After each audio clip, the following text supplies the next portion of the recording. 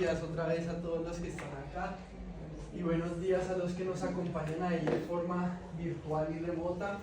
Como les venía contando, mi nombre es Juan Pedro Montoya, soy médico, coach nutricional y me especializo en fisiología y envejecimiento, o me gusta más decirlo longevidad, porque más allá de solo tenerle miedo o evitar el envejecimiento es tener una actitud muy proactiva frente a mis hábitos, mi estilo de vida y las cosas que voy a hacer que van a impactar en mi salud y en la calidad y en mis números del corazón a largo plazo. Entonces, bueno, como nos hemos atrasado un poquito, voy a ir dando para no quedarnos solo presentándome y entrar en detalle. Entonces, busqué en internet un plan de estudios normal promedio de medicina, que quedó cortado, son más semestres, y lo que quiero que vean es que no es porque al médico no le importe, no le interese o que esto es algo que realmente uno crea que no funciona. Es porque el médico, a menos que haya hecho un esfuerzo consciente de estudiar algo de nutrición, de sueño, de hábitos de vida, no sabe nada. Y miren acá donde ven algo que hable de nutrición, de ejercicio, de sueño, de cualquier hábito de estilo de vida saludable. Por acá hay una parte que dice medicina preventiva en un punto, y medicina preventiva lamentablemente en la carrera es tomemos X, Y, Z examen para ver si hay algo, pero medicina preventiva no es una medicina proactiva de yo qué hago para evitarlo o si ya lo tengo, cambiarlo. Entonces aquí es un poquito como caer en la conciencia de que hay un vacío y una brecha todavía muy grande entre la medicina que practicamos y el manejo de las enfermedades crónicas. La medicina se ha vuelto muy buena en agudo, para alguien que se accidentó, para alguien que tiene una infección, para alguien que se acaba de infartar. La medicina moderna es increíble y le salva la vida a la gente. Pero para el paciente que tiene problemas crónicos que lo van a acompañar durante años, ahí todavía estamos lejísimos. Y algo que pienso y que realmente es el estado actual de la medicina es que la medicina se ha vuelto muy buena para extender el periodo de vida que vivimos enfermos, pero no en extender nuestro tiempo de salud. Nosotros vivimos más tiempo enfermos, pero no vivimos más tiempo saludables, y eso es parte de lo que queremos cambiar acá el día de hoy. Entonces esto es un ejemplo, un resumen chiquitico de lo que uno ve cuando está estudiando farmacología cardiovascular, y de cada parte de esos hay un montón más de información, y de cada medicamento, porque acá solo estamos hablando a grandes nombres, uno tiene que conocer el nombre específico, el mecanismo de acción, los efectos adversos, los diferentes tipos que hay, en qué casos sí y no, cuál es el primero, después cuál es el segundo, cómo los pongo, cómo los quito. Todo eso hay que saberlo al derecho y al revés cada vez que uno está presentando un examen de farmacología.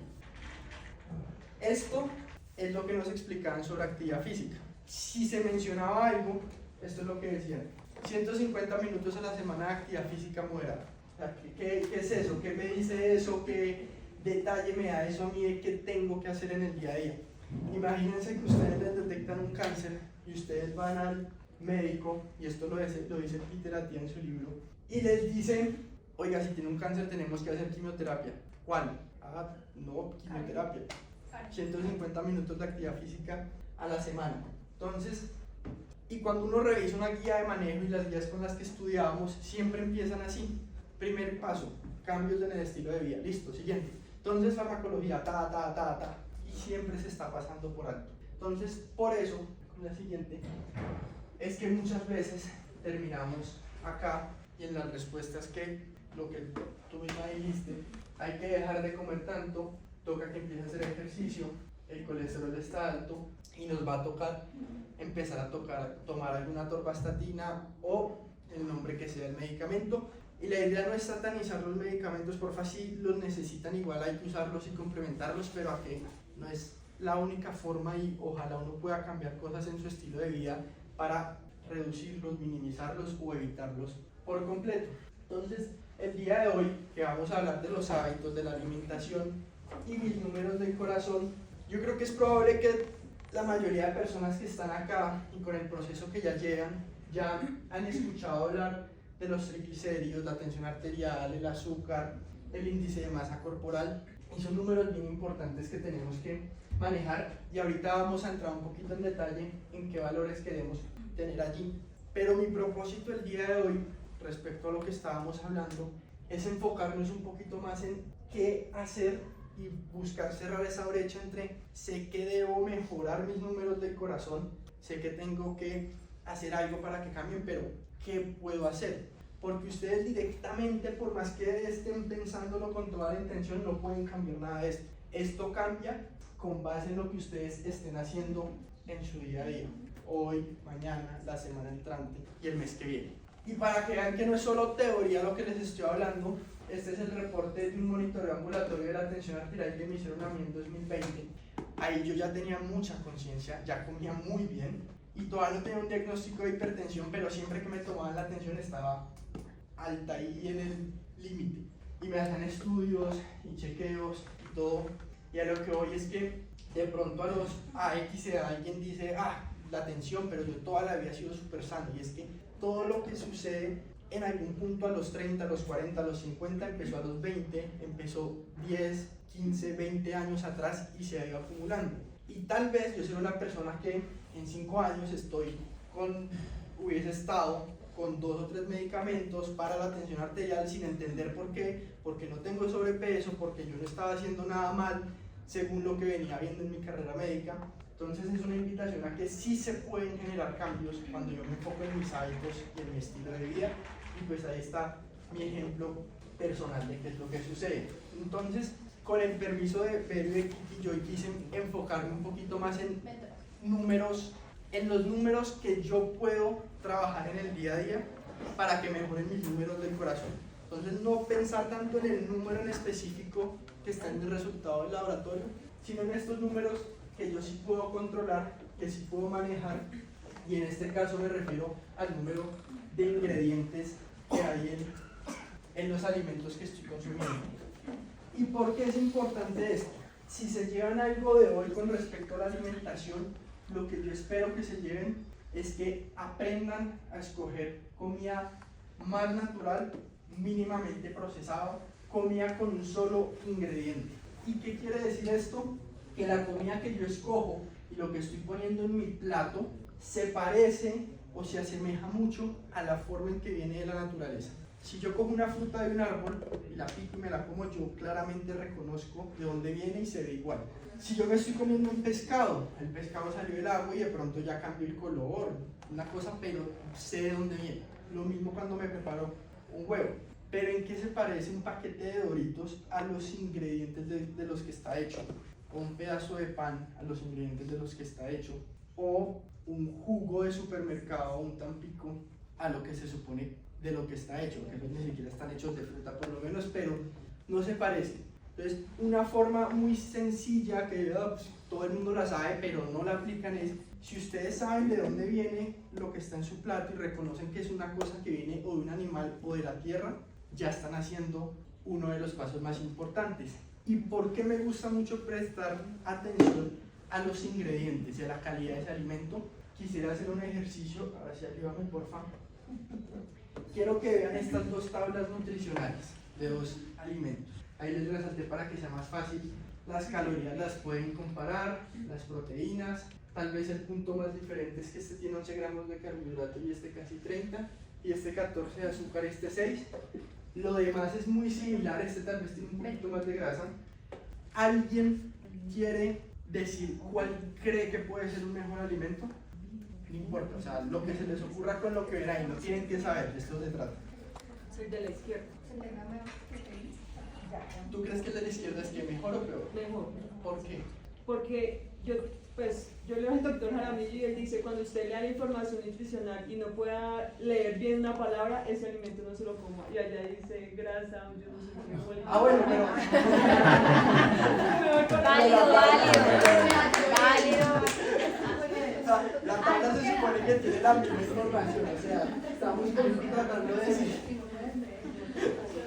Alguien que esté de acuerdo o que piense al revés, alguien tiene una opinión diferente viendo eso, tienen que decidir, les pasa. Me parece que, digamos que el de la derecha pareciera que tiene menos cantidad de azúcar, Sí. digamos que calorías es muy similar, pero si comparamos el gramaje de azúcar es diferente. Menos azúcar. Sin embargo, este de acá parece que tiene menos cantidad de grasa. ¿Cuál escoges? El de allá. El de allá. El de allá. ¿Quién escoge el de la derecha? Levanten la mano. ¿Sí? Sigue. Pásala aquí. Esta es la tabla nutricional de un banano. Pásala así. Esta es la tabla nutricional de un chocolate. Entonces, bien ahí no eran los motivos correctos. Pero el resultado. Está como más elaborada. ¿A qué voy con esto? ¿Para qué es este ejercicio? La gran mayoría de personas, salvo casos que tienen metas supremamente estrictas estéticamente hablando o en rendimiento deportivo, no tienen que estar preocupándose por mirar la tabla nutricional, que a veces es algo que intimida, que uno no entiende, que confunde. Yo no miro la tabla nutricional de la comida que consumo, salvo en muy contadas excepciones o casos particulares, pero no es necesario para poder alimentarme bien. ¿Por qué? Porque si yo aprendo a escoger alimentos de la calidad que son, naturalmente van a tener las proporciones que necesito, me van a hacer sentir satisfecho, voy a tener menos hambre, voy a dejar de estar picando, me voy a sentir mucho mejor sin tener que estar pensando cuántos gramos de azúcar o de X o Y o Z es que me consumí, porque hay un punto, hay una cantidad de huevos o de pescado o de carne que yo puedo comer y ya uno se cansa, o sea, uno ya no quiere comer más. Lo mismo incluso con la fruta, a pesar de que metabólicamente hablando hay personas que de pronto no están manejando tan bien ese azúcar por problemas de salud y demás, pero en términos generales la fruta uno come una porción, dos y uno queda satisfecho, uno no se embute un montón de fruta sin control, uno se regula automáticamente muy bien. Entonces, Con el chocorramo sí no. cuando como unas crispetas en cine, cuando estoy comiendo un paquete, cuando estoy en una reunión y ponen comida al centro así, uno como que uno no tiene esa conciencia de la saciedad, de parar, uno como que está en piloto automático y solo está sintiendo un montón de sabores ricos y ya, no está ese feedback que me dice, ya estás satisfecho, estás bien, ya hay que parar de comer. Entonces para mí este es el número más importante para empezar a mejorar los números del corazón, es el número de ingredientes y esto se resume en buscar comida más natural, mínimamente procesada y que esto sea lo que ustedes usan en su mercado en el día a día. La comida más natural viene con mayor cantidad de minerales, de vitaminas, de fibras, de ácidos grasos esenciales, en general tiene muchos más nutrientes. En la medida que yo empiezo a procesar un alimento, le empiezo a quitar lo bueno, digamos que estoy haciendo un jugo y exprimo todas las frutas, le quito toda esa fibra, dejo solo el agua y el azúcar y algunas vitaminas, pero además muchas veces le empezamos a agregar y añadir cosas malas. Ese es el problema, no solo ya no tiene tanto de lo bueno, sino que le empiezo a meter cosas que no me aportan nada favorable, que no necesito y empiezo a convertirlo en un producto procesado o ultraprocesado que va a tener azúcares añadidos, que va a tener harinas refinadas, aceites de mala calidad, el preservante, el resaltador de sabor, el espesante y de ahí para adelante sigue la lista de aditivos que va a tener ese alimento. ¿Qué pasa cuando yo me como un alimento que está repleto de harina o de azúcar añadido? Porque es malo. Porque que tienes un aporte demasiado grande probablemente al que necesitas y consumas con los otros alimentos y porque haces todo el tiempo te la pasas y si estoy cada 2 horas comiendo algo que está basado en comida con harina y con azúcares, todo el tiempo voy a estar, elevar mi azúcar porque me comí una fruta, elevarla 2 o 3 veces al día no tiene ningún problema, pero elevarla cada 2 horas porque estoy comiendo un montón de harinas y azúcares, entonces en vez de estar elevándola un par de veces estoy elevándola todo el tiempo, eso es lo que se refleja en un problema. Y otra parte muy importante, los aceites vegetales, que son un alimento que, bueno, para aclarar, los aceites vegetales son lo que uno conoce como aceite de girasol, de canola, las margarinas, el aceite de soya. Estos aceites, dentro de que son ultraprocesados que se hacen pues ya digamos que de forma industrial, que tienen solventes químicos, que están oxidados cuando llegan a ustedes.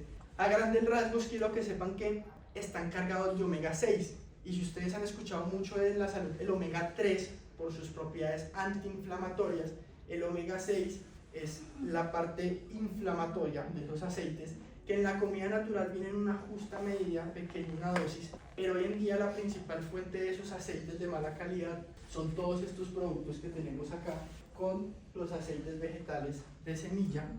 Y esos aceites lo que hacen es que una persona promedio esté consumiendo una relación 30-20 a 1 de omega 6 versus omega 3. Y en resumidas cuentas, para no enredarlos, eso a que conlleva a que están en un estado proinflamatorio. Entonces la invitación es cuando ustedes vayan a hacer mercado, revisen siempre la lista de ingredientes. No importa qué diga la cajita por el frente, no importa si dice orgánico, libre de gluten, si dice tosh, finés, lo que sea que parezca dietético, hagan el ejercicio de voltear y no tienen que entender la tabla nutricional, ingredientes, 2 puntos, y lean. Y lo que tú dijiste, si la lista es larguísima, si no entiendo lo que estoy leyendo, probablemente hay algo ahí que no debería estar consumiendo. Y yo los invito a que si ven que tienen harinas, algún tipo de azúcar añadido o aceites como los que mencionamos, son productos que es mejor evitar. Entonces, ¿qué hago yo? Y esta es la forma más sencilla de hacer mercado y de evitar estar afectando mi salud, aumentar de peso y todos los problemas que venimos hablando. Quédense mercando en la parte de afuera del supermercado. Prácticamente, salvo muy contadas excepciones, yo no tengo a que entrar a los pasillos. Y esto sucede aquí en Estados Unidos o en Europa, porque afuera está la comida perecedera que se daña o que necesita refrigeración, entonces no puede estar adentro en los pasillos y está alrededor. Entonces cuando ustedes cojan su carrito, se van por la parte de afuera, a las frutas y las verduras, a las carnes, huevos, a las neveras y los congelados. Acá hago un paréntesis, una excepción. ¿Por qué pongo el tema de embutidos? Porque a pesar de que los embutidos suelen ser de mala calidad, un embutido que tenga carne, sal, especies, que sea limpio, es una alternativa buenísima. Lo que pasa es que el jamoncito normal que uno busca, que dice 97% libre de grasa, tiene 20 ingredientes, tiene almidones, tiene rellenos, tiene sabores, pero un jamón que sea carne de cerdo y sal no tiene ningún problema. Entonces por eso hago la excepción ahí de los embutidos, escogiéndolos muy bien. Y al pasillo, yo aquí entro, se me acaba el aceite de oliva, necesito unos frutos secos, unas macanas que voy a buscar, voy a ir a buscar una barrita de chocolate oscura. Pero salvo esas excepciones muy puntuales, yo no tengo a que estar entrando al pasillo, yo me puedo quedar perfectamente en la parte de afuera. Por ejemplo, las carnes maduradas como un jamón serrano, ¿aplica como embutido o eso sigue estado? Yo no hago sino defender que el jamón serrano o el prosciutto o el jamón de bellota son una de los mejores snacks para llevarse. Consiste en mirar la lista de ingredientes. Mañana nos vamos de viaje en avión y anoche estaba en el supermercado buscando y haciendo ese ejercicio. Ahorita te muestro los videos para que veas que no es mentira. Jamón serrano y decía carne de cerdo, sal, dextrosa, conservante, nitrito, nitrato, bla, todos así, y por ahí encontré un prosciutto que decía carne de cerdo, sal, y ese es el que llevé. O sea, me tocó buscar como entre 6 diferentes, pero encontré uno que solo tenía cerdo y sal, y esa fue la opción que escogí. Y cuando uno está así, o sea, es súper saciador, tiene la sal, tiene la grasa, entonces es algo que te deja muy satisfecho y te calma el hambre. Y hoy en día hay muchísimas empresas encargadas de hacer realmente productos limpios. O sea, no satanicemos tanto el tema de, digamos que en España particularmente, pues se han encargado de tener jamones de excelente calidad, muy bien manejados y sobre todo muy bien procesados de la manera correcta que debe ser. Entonces, hay empresas muy importantes hoy encargadas de hacer productos limpios, lo más limpios posible, pero nosotros como consumidores tenemos que aprender que el producto limpio es perecedero y que no podemos pretender que tenga la misma vida útil que cualquier otro. Nosotros somos los que tenemos que aprender a cambiar ese concepto de si lo compré entonces devuélvamelo porque no me duró el tiempo que usted me dijo. No, eso cuando el producto es vivo y puede pasarle cualquier cosa. Entonces soy yo como consumidor el que debo cambiar de una compra de algo que tiene una vida corta, de un alimento real. ¿Qué tan es, perdón, ahora que esto es cuando uno compra un pan, que dice que es libre de gluten, el pan es de centeno, de El pan masa madre, enfrente no sé puede qué más decir lo vaina, que quiera. y dura como 2 meses. Ya no. Te estafaron. Porque lo El hicieron con pan las que gallinas. no es como de masa madre, que no sé Es qué. un pan de masa madre tradicional bien hecho, tiene que tener la harina, la levadura, o sea, la masa madre que usan para que se fermente, la harina además que le ponen, agua, de pronto sal, y ya está. Pero haz el ejercicio de esos panes, revisa la lista de ingredientes y vas a ver la diferencia. Y perdón, añado algo, Juanpe, con todo el respeto, pero adicionalmente un pan que sea realmente natural o debe estar en la nevera o debe estar en el congelador si tú necesitas usarlo por más de una semana o semana y media. De ahí para adelante tiene que salirle el honguito natural, debe estar verde ese honguito, que algo le salga un honguito o que tenga un bichito, nosotros lo catalogamos como malo y es buenísimo, ese es el índice de que hay muchos menos químicos de los que nos imaginamos. Entonces, lo que dice es tal cual, muchos menos. Te estafaron, Jenny. El bichito es bueno. De hecho, hay un par de marcas de jamones que me gustan mucho. Si a alguien le gusta, le cuesta dejar el jamón, Catalán, La Rambla y La Banquiva, y hay otra que se llama The Butcher. Son marcas que yo a veces consumo cuando tengo ganas de un jamón. Se los vamos a pasar por la comunidad si quieren. Toda la información. Porque son lugares donde se pueden comprar limpios. Algo así. Chévere. ¿Qué pasa? Lo que tú acabas de decir. Si yo compro, me toca porcionarlo, meterlo al congelador e ir descongelando de a poquitos, porque si lo dejo ahí 10 días, se daña. De hecho, trato en menos de una semana, en 5 días ya estar consumiéndolo. Es un poco menos conveniente, pero es un producto mucho más limpio. Entonces, ese es el primer ejercicio para mejorar mis números del corazón. Los números que yo les propongo es un solo ingrediente en su carrito de mercado. Siguiente número, y este es un poquito más controversial, pero ya les voy a dar el detalle para que me entiendan mejor. Pero 2 gramos de proteína por kilo de peso. ¿Y por qué hablo de esto y por qué es tan importante? Porque estamos muy centrados en que el problema siempre es el exceso de grasa, pero tenemos una epidemia de falta de músculo gigantesca que también es súper importante, y cuando yo tengo más músculo naturalmente va a ser más fácil tener menos grasa, y el músculo es un órgano que va a impactar completamente en mi salud cardiovascular, en regular mi tensión arterial, mis niveles de azúcar. Mientras más músculo tenga, todo esto se va a regular de una mejor manera. Siguiente, por favor. Pero además de solo el músculo en sí, porque todo el mundo piensa en proteína y piensa en músculo, quiero que piensen que la proteína es la materia prima con la que se construye casi todo en su cuerpo, con la que van a hacer su pelo, su piel, sus uñas, que es que se me parten las uñas que son muy delicadas, que se ve que el pelo como que no tiene la fuerza o como que no me crece rápidamente, que la piel es reseca y tiene varios problemas. Muchas veces es falta de proteína y de los nutrientes que vienen en esta proteína, y además de eso, hasta el sistema inmune está formado a partir de proteínas. Cuando uno empieza a comer mejor y incluir más proteína, algo que uno nota es que uno deja de estarse enfermando con cada ola de gripa que va llegando a la oficina, y dejo de estar todos los meses enfermo, congestionado, y estoy con gente que está enferma y no me da. No significa que no me pueda dar nunca, pero uno deja de estarse enfermando a toda hora. Voy a hacer un pequeño paréntesis, que si proteína animal o vegetal, porque todos sabemos que los productos animales tienen proteína, pero también hemos escuchado que las legumbres, las lentejas, la quinoa tienen. Más allá del debate de cuál es superior, les voy a dar mi opinión personal, pues porque la idea es también yo decirles qué pienso y para mí qué funciona. La cantidad y calidad de proteína que hay en los productos animales es incomparable. No significa que alguien no pueda comer proteínas de productos vegetales y llegar a estar súper bien, sí, pero para tener los mismos 20 gramos de proteína que hay en un pedazo así de carne, yo necesito 4 tazones de quinoa. Para mí es mucho más simple, sano y llevadero hacerlo con productos animales. Entonces, cuando hablé de proteína, las recomendaciones que les voy a dar a continuación en general son pensando mucho en las proteínas de origen animal, la que sea que les guste. ¿Y por qué es tan importante? Porque nuestro cuerpo puede almacenar grasa, nuestro cuerpo puede almacenar glucosa, en el músculo y en el hígado almacena un poquito, pero nosotros no tenemos reservas de proteína para estar usando cada vez que necesitamos.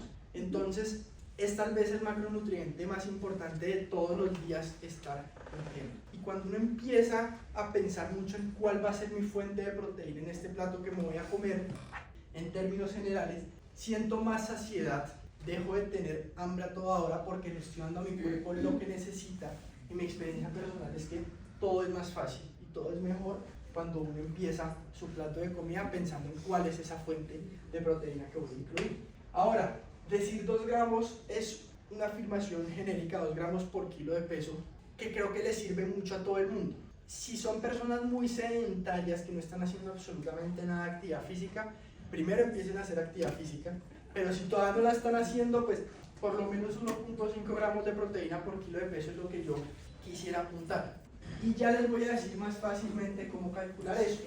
¿Cómo hago yo de forma sencilla con el tamaño de mi mano entera? Si yo, y voy a poner el ejemplo de 3 platos de comida principales al día, si en cada uno de esos platos yo tengo una porción de proteína del tamaño de la palma de mi mano, 3 veces al día, muy probablemente estoy cayendo en ese rango, muy cerquita de ahí. Si solo quiero 1.5, 2 veces al día ese tamaño, que puede ser uno en una comida y miti en otras 2 comidas, o como lo quieran repartir. Ese cálculo lo hacemos para la proteína animal. Sí. Y si yo consumo proteína vegetal. Para la proteína que necesitas al día, independientemente de la fuente. Lo que pasa es que, lo que decía, en proteína animal, en una porción más pequeña, con menos calorías, vas a tener más proteína. En la vegetal necesitas una porción mucho más grande, pero nos estamos guiando es por la cantidad de proteína al final del día, independientemente de qué fuente la hayas conseguido. Hay otro tema ya ahí que nos vamos por una discusión más larga, pero es el perfil de aminoácidos de esa proteína y cómo hay que balancearla así en vegetal. Por eso es que yo soy fanático del animal, porque tiene todos los aminoácidos. Sí, yo les cuento una experiencia personal. Digamos, yo me conecté a un monitor de glucosa, digamos, haciendo ese análisis. Y el tema de la proteína vegetal, a mí, no puedo decir de los demás, a mí la vegetal me disparaba la boca. Pues una tacita pequeña es más que suficiente para mí. Si me comía el plato de lentejas, que tratando de equilibrar la proteína animal, baila. Lo que pasa para es arriba. que las fuentes de proteína vegetal en su mayoría Es más escasa. vienen con mucho carbohidrato unido, mucho. Más escasa. Entonces, la vegetal. unos huevos o una carne que te aporte 20 gramos de proteína son 150 calorías. La cantidad de quinoa que te aporta 20 gramos de proteína son 700 y pico calorías, más o menos. Entonces se vuelve un poco más difícil llevar esa relación. Yo te apoyo, perdóname, Juanpe, también durante 7 años fui vegetariana, también es una posición muy personal, ¿sabes? Cada persona puede escoger lo que quiera, pero a nivel médico y a nivel emocional también, la falta de energía era total. Y digamos la razón principal para regresar a la proteína animal era la falta de energía. Como profesora de yoga no lograba dar las clases que necesitaba dar porque la energía no me daba. Entonces, es que, digamos que la proteína sí va. además de la proteína, la cantidad y la forma en que vienen los nutrientes en los productos animales es supremamente fácil de absorber y asimilar por el cuerpo. La espinaca puede tener un montón de hierro, pero ese hierro viene en una forma diferente al hierro que está en la carne roja o en los órganos.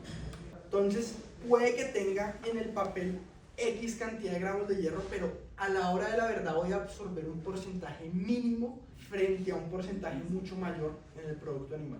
Pero bueno, no me quiero quedar solo en eso. Entonces, ¿cómo se ve esto en la práctica? Porque hoy la enfoque es en qué hago. No tienen que contar sus gramos de proteína. Miro mi mano sobre mi plato de comida y esa es la porción de proteína que debería tener cuando estoy armándolo. ¿Con qué lo quieren acompañar? Una pregunta, ¿qué tanto influye el tamaño del plato? Es que tú te estás guiando por el tamaño de tu mano. Sí, pero a veces uno dice, no, es que uno ve el plato más pequeño y entonces uno dice, bueno, comer menos. Porque si un plato más de tamaño más grande, Si pones un plato más pequeño, tú vas a sentir la sensación de que más comida. lo mido que el plato tenga el tamaño de mi mano. El plato no borra tú miras tu mano en un plato Así es, la chiquito mano se salga o un plato grande. ¿Cuántos huevos? Y si el plato es chiquito, entonces imaginas que la partes en 2 pedazos, pero visualmente imagínate que la pones así. Con los huevos es diferente. Amor, acá preguntan con los huevos. Ah, ¿cómo con los huevos. Ah, bueno, ¿Qué es importante? El huevo es tremendo alimento porque la yemita está repleta de nutrientes, pero un huevo promedio tiene 5 o 6 gramos de proteína. Los huevos AAA, que son los grandotes, tienen como 8 gramos, pero son los grandes. Entonces, en términos generales, yo les diría que entre 3 y 4 huevos, dependiendo del tamaño del huevo, pero 3 a 4 huevos, 3 por simplificar, son media porción. Entonces, y ya eso, que ya están, o sea, ya va a salir. Sí. Entonces, ¿con qué lo quieren acompañar? Mientras estemos acompañándolo de productos naturales, que a mí me gustan más las verduras, que a mí no tanto, que yo quiero aguacate, que yo no, que yo... Eso es secundario. Priorizamos la proteína con la que ustedes quieran y mientras lo acompañen de buenos ingredientes, yo soy fanático de incluir frutas, soy fanático de incluir toda esta comida que les estaba mostrando. Adaptenlo a sus gustos, no tienen que comer cosas que no les gustan. Entonces aquí pongo un ejemplo. ¿Cómo se ve eso en 2 pedazos de pescado? No me gusta el pescado. ¿Cómo se ve eso en un pedazo de carne? Y si quieren acompañarlo con... Mientras sea comida natural, pueden adaptarlo a sus gustos. Ya hay detalles que hay gente que de pronto necesita un poquito más de carbohidrato, otra gente necesita ¿Es piña menos. o arepa? Pero esos son detalles. Piña en la parrilla. Para mí esta parte de la proteína la cumplan, ya estoy haciendo la parte más Una importante. arepita. Y esta es otra forma de hacerlo al desayuno. Una huevonada. Y este fue mi desayuno el día de hoy. Una huevonada. Huevos tibios no están abiertos a la mitad. ¿Cuántos son? 8 huevos. Son 4 huevos doble A. Ni siquiera Pero pueden ser 3, cada quien va mirando con respecto a su tamaño y la porción de fruta con la que quieran acompañarlo. Yo lo que hago es que echo esta fruta acá. Si tengo ganas a veces le echo un chorrito de miel o algo así, o no se lo pongo y solo la fruta. Pero yo desayuno la mayoría de los días. Sí, esto yo, bueno, que yo uso mucho más kefir, pero pueden usar yogur griego. Cuando yo empiezo el día con una buena dosis de proteína que dicen, ay no puedo, que lleno, o sea, hagan la prueba. Especialmente las mujeres que dicen que yo tengo ansiedad todo el día, que en la mañana tengo que picar algo, que es que no, aumenten su dosis de proteína. No le tengan miedo a poner 3 o incluso 4 huevos. Si les parece mucho, acompáñenlo de un yogurcito y le ponen fruta. Que no me gusta el huevo, pongan un poquito de pollo desmechado, la proteína que quieran, la que prefieran. Y se van a dar cuenta que ustedes pasan la mañana y no han tenido hambre, no están buscando qué picar, no están yendo por un palito de queso, por una almohadana, por una arepa, ¿sí? Si después de ustedes comerse la proteína, igual quieren comerse un pedacito de arepa, lo que sea, hagan. Lo que pasa es que van a ver que van a estar satisfechos y uno no tiene ganas de seguir picando y llenándose de otras cosas que tal vez no está aprovechando y no está utilizando en el día a día. Entonces, vamos a estos 2 números. Un ingrediente, 2 gramos de proteína, para que se llene a la casa y sea fácil de recordar. Ahora, comidas al día, mi recomendación es 3 y ahí hay algunas variaciones. Acá tengo que ser muy neutro, esta es mi postura, pero los estudios han mostrado que si al final del día yo como lo mismo, sea que me lo quiera comer en 5 comidas más pequeñas, o en 3 comidas más grandes, o en 2 comidas súper grandes, no es tan importante. Para mí es mucho más cómodo y más sencillo comer y sentir que no tengo que comer una porción como chiquita, como poder comer hasta estar muy satisfecho y ya. Para mí es más cómodo hacerlo así. Y hay algunos pacientes que yo manejo, y aquí voy a hacer como, esto es una generalización, pero especialmente los que tienen que viajar mucho, moverse, que esa gente que dice que no tiene tiempo, y particularmente los hombres, porque toleramos un poquito mejor el ayuno, incluso con 2 comidas al día les llega a ir súper bien. Ahora, que yo me siento más cómoda comiendo algo pequeño apenas me desperté, después, es totalmente válido si ustedes están dispuestos a que esas comidas pues estén controladas y tengan la calidad que ustedes necesitan. Si ustedes hicieron el ejercicio, no me quiero desayunar todo ese montón de huevos y además el yogur griego con fruta. Perfecto, se desayunaron los huevos y en la media mañana sacan su yogurcito griego con la fruta y lo distribuyen a lo largo del día, es totalmente válido. Lo que pasa es que mis platos de comida promedio son así. Cuando uno está comiendo así, cuando uno está comiendo comida natural, mínimamente procesada, priorizando la proteína, uno está satisfecho, uno no está pensando en comida. Entonces yo usualmente como 3 veces al día. A veces 4 porque cuando estoy en periodos de entrenamiento más intensos ya hay personas que de pronto tienen requerimientos que no es posible en 2 o 3 comidas cumplirlos. Pero lo que voy es que se van a dar cuenta que uno está más satisfecho y deja de picar. Entonces, si van a hacer más comidas al día porque se puede, lo importante es que esas comidas sean de buena calidad. Así ustedes van a controlar su snack y van a llevar su loncherita y van a llevar su yogur y su fruta y eso que van a estar picando entre comidas es de buena calidad y ustedes lo controlan, adelante, háganlo.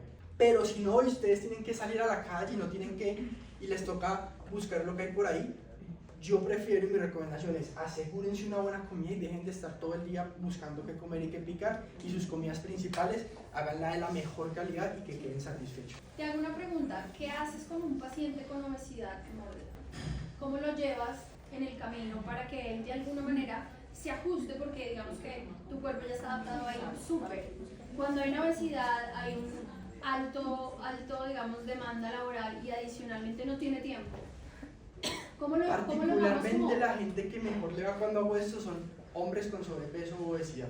Son felices porque yo les digo, vea, salga a almorzar y busque un pedazo de carne grandote, entonces ellos se sienten felices porque toda la vida les han dicho no coma carne, no coma.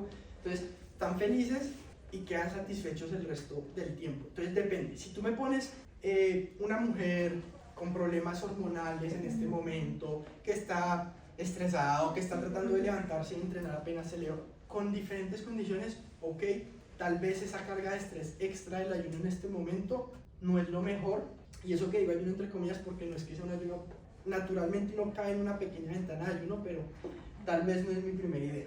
Pero si yo tengo un paciente que me dice, doctor, yo no tengo ningún problema en sentarme y comerme 3, 4 huevos, un pedazo de carne, o sea, se comen fácil la proteína y sé que la cumple, listo, vámonos. Muchas personas caen ahí naturalmente, ¿sabes? Lo curioso es que yo empiezo trabajando casi que una comida al día. Enfoquémonos en el desayuno, trabajamos en el desayuno. Y naturalmente en la medida que sumamos proteína, ellos mismos me van diciendo, no me hizo falta la media tarde, me fui hasta la cena porque estaba lleno.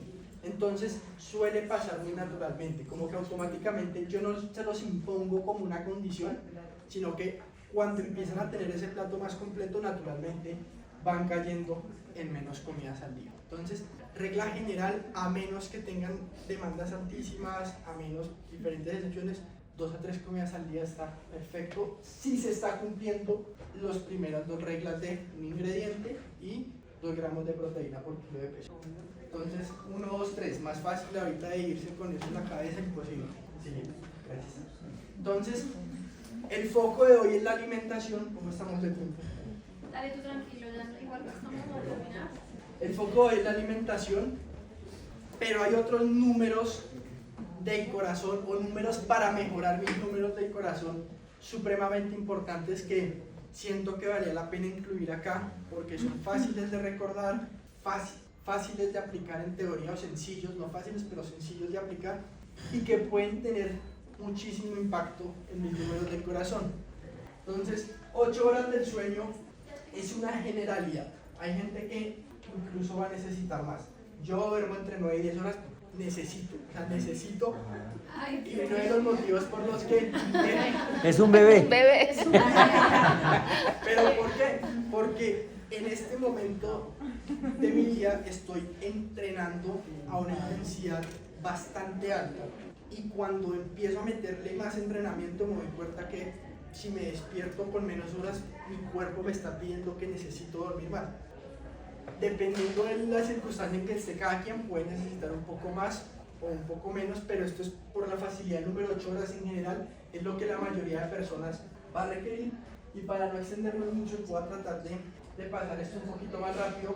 ¿Por qué es tan importante? Porque aquí quiero hacer énfasis en las horas del sueño. Un estudio en 2011 que analizó la información de como 500.000 participantes encontró que la deprivación del sueño aumenta la probabilidad de enfermedad cardiovascular o de incluso morir por alguna enfermedad cardiovascular en un 45%.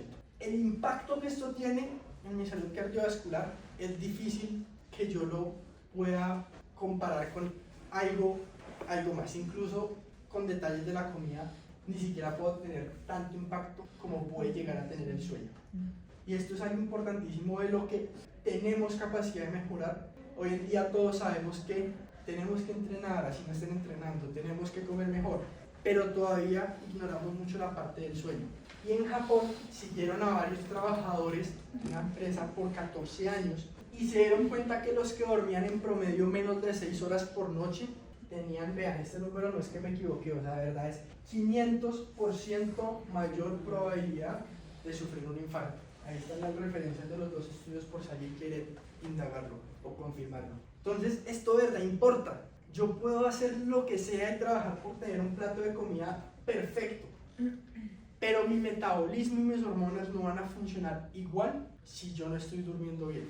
Si yo no dormí bien, voy a estar mal resistente a la insulina, se me va a elevar más la glucosa, se me va a subir la tensión arterial, por más de que yo coma perfecto. Y si no comí perfecto y comí mal, por lo menos voy a mitigarlo un poco mejor y va a ser menos caótico que si no he dormido bien. Entonces esto de verdad es súper importante.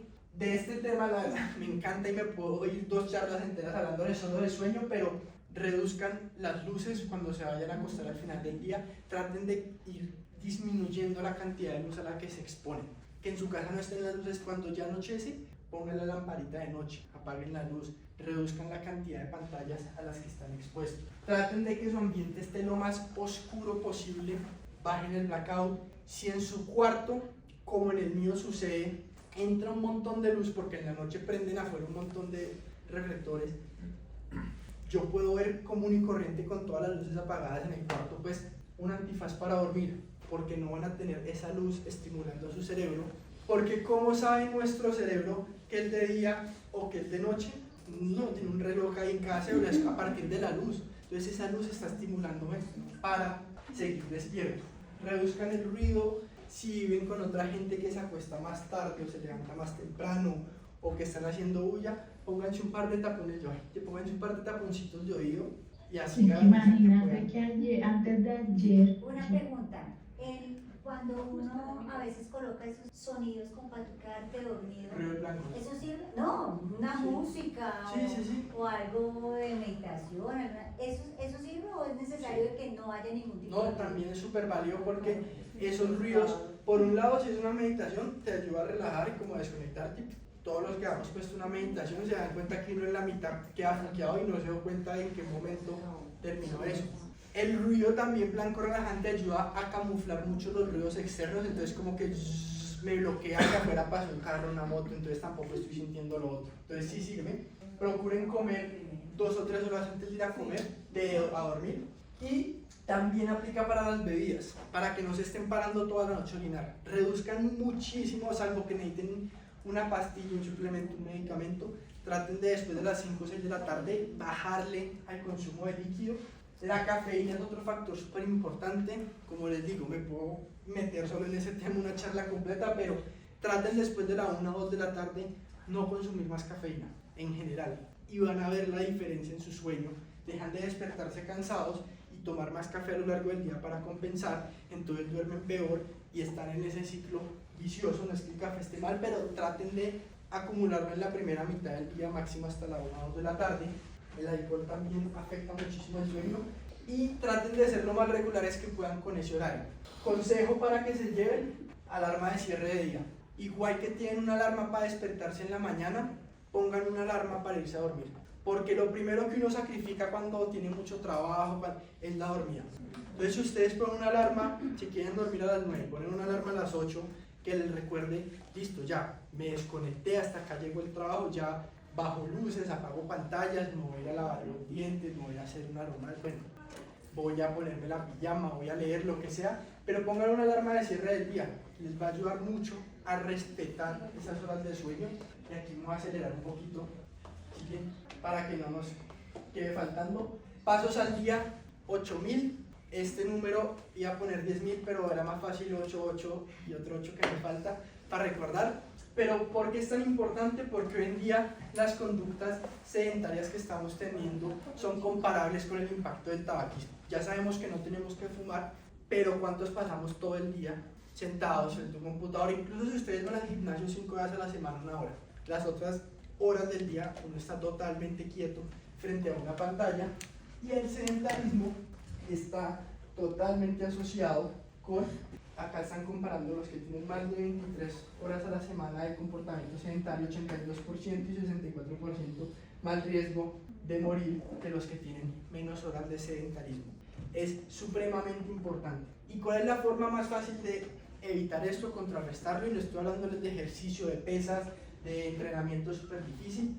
Caminar en el día a día, porque me obliga a moverme, a estar activando mis músculos, a estar trabajando. No es súper alta intensidad, pero vean que acá 3 caminatas de 15 minutos después de comer al día controlaron mucho mejor que caminar una sola vez al día los niveles de azúcar en sangre promedios. Entonces, si me parece mucho, tengan en cuenta que es que no les estoy pidiendo que se vayan 1 hora a caminar. Si ustedes en la mañana caminan 15 minutos, después de almuerzo 15 minutos y al final del día 15 minutos, es muy probable que estén alrededor de los 8.000 pasos. Muy probable, o por lo menos van a estar en 6.000. Y eso, a nivel de control de azúcar en sangre, es una intervención poderosísima. Y como estamos hablando de números del corazón y mortalidad, quiero que vean el número de pasos que la gente da al día, cómo se relaciona con su probabilidad de morir por cualquier causa, por la que sea.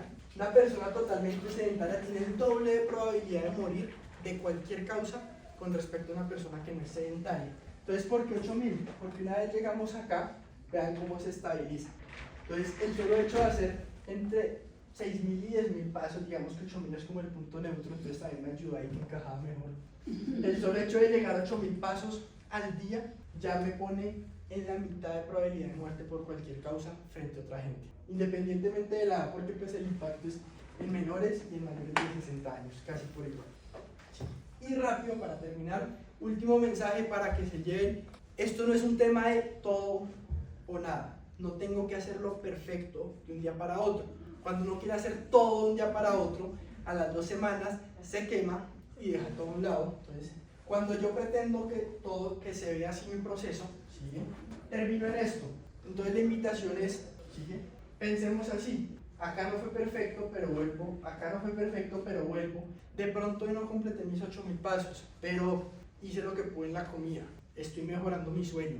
Hoy no pude controlarlo porque de verdad me tocó pararme tempranísimo para lo que sea. Mañana vuelvo a intentar, pero vuelvan siempre a esa regularidad.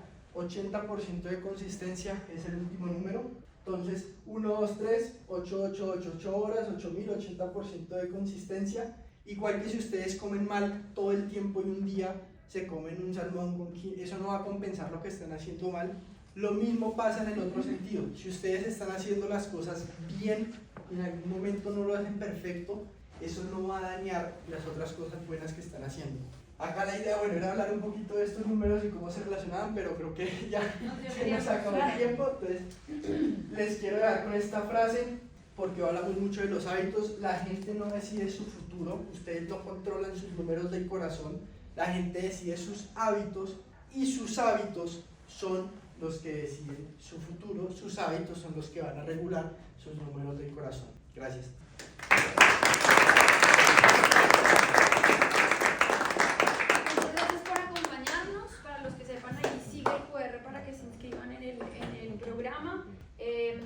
Juanpe es uno más de los que nos incluye información muy valiosa, así que ya no nos dio mucho el tiempo de receta, pero se las mandamos por la comunidad y muchas gracias por Gracias a todos.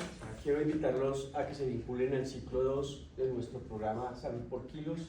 Estamos pensando de pronto cambiarle el nombre para volverlo más amigable con el medio ambiente, que sea más cortico. Entonces estaremos informándoles. El equipo está dispuesto al trabajo que veníamos haciendo y que nos certificó como empresa saludable. Este es un primer paso en recibir la certificación, pero creo que vamos a cambiar la cultura de la salud en CENIT. Estamos en ese proceso. El trabajo que está haciendo Margarita, están haciendo nuestras psicólogas, están haciendo nuestras ergónomas, es parte de este proceso, y los invito a que se vinculen a todas y cada una de las actividades que tenemos programadas durante los próximos 6 meses y que eventualmente en el 2025 pues se ampliarán, porque vamos a hablar ya de no 5 ni 6 culturas, sino de las 10 culturas que nos convierten en una empresa saludable. E igual todo esto se verá reflejado en que ampliaremos nuestro trabajo a todas y cada una de las estaciones de las que pues, hacen parte CENI, Entonces quiero darles las gracias, primero porque fueron parte del proceso de nuestra certificación y segundo para que vengan a asociarse en nuestro ciclo segundo. Igual pues los que quieran iniciar en el ciclo 1 lo podemos o lo debemos hacer para que pues entendamos que esto es un proceso largo, es un proceso que requiere de mucha paciencia y de mucho amor. Entonces, con todo el amor de nuestro equipo, bienvenidos a todos los que quieran vincularse. Les doy las gracias por haber estado el día de hoy aquí con nosotros. Recuerden que a partir del lunes tenemos InBodies acá en Torreaire, entonces bienvenidos todos a hacerse otra vez el InBody para que comencemos este nuevo ciclo. Son 2 semanas, ¿cierto? 2 semanas InBody. Oigan, y bueno, si quieren profundizar, en mis redes comparto toda esta información. Si tienen más dudas, más preguntas, ahí van a ver un montón de contenido sobre estos temas. @drjuanpe. Hay una pregunta que quiero que la respondas porque es una pregunta para mí muy importante. Es, ¿qué grasa o qué tipo de aceite podemos recomendar para preparar estos alimentos? Porque es que pues, el mercado nos vende una cantidad de cosas, pero nosotros tenemos el arsenal para preparar nuestros alimentos, pero a veces desconocemos que existen unas variables que nos pueden ayudar. A ver, ahí hay varias cosas que podemos hacer.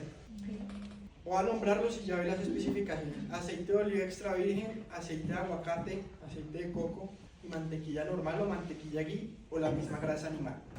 Ahora, el aceite de oliva extra virgen es buenísimo, es poderosísimo y así yo lo caliente, como tiene muchos antioxidantes, el mismo se protege. Trato de no usarlo cuando voy a cocinar a temperaturas muy altas, a fuego máximo, en el horno a máxima temperatura, y lo uso más en crudo. El aceite de aguacate puede aguantar un poquito más, pero el aceite de aguacate lo adulteran mucho, el de oliva también, pero en general pues, a grandes rasgos que sea una marca como confiable, porque si llega mezclado y rendido con otros aceites, entonces eso a veces me da desconfianza. Yo utilizo mucho la mantequilla ghee, que es la mantequilla de vaca clarificada, le quitan la proteína y la lactosa, entonces cuando la pongo a alta temperatura no se va a quemar todo esto que se quemaría en la mantequilla normal, y si alguien es intolerante a la lactosa no le va a caer mal. El aceite de coco es otra opción, no lo uso mucho porque el aceite de coco no me gusta el sabor que le deja a la comida en general, salvo uno que otro plato, pero sí utilizo mucho la grasa que trae el propio animal. Es decir, si yo compro carne molida y me voy a hacer unas hamburguesitas o lo que sea, yo estripo y muchas veces, a menos que sea carne muy magra, si tenía grasa, a veces ni le echo el sartén y la pongo directa, y él suelta la grasa después de un ratico y ahí mismo lo hago. Si voy a hacer un corte de carne así, lo pongo por el lado del gordo un ratico para que suelte la grasa y luego lo pongo. Y te voy a hacer la pregunta que seguro él te quiere hacer. Que si el Chicharrón.